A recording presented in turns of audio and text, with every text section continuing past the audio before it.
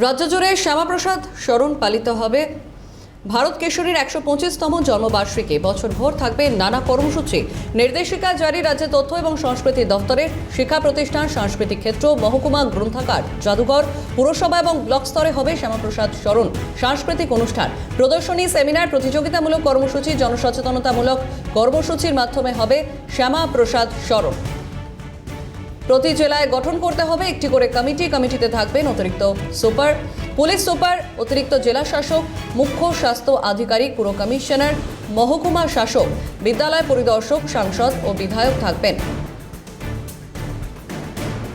শ্যামাপ্রসাদ মুখোপাধ্যায়ের জন্মবার্ষিকী উপলক্ষে সরকারি ছুটিও রয়েছে। আরো বিস্তারিত জানবো, ফোন লাইনে রয়েছেন প্রতিনিধি সায়ন্তন ভট্টাচার্য। সায়ন্তন, কি জানা যাচ্ছে?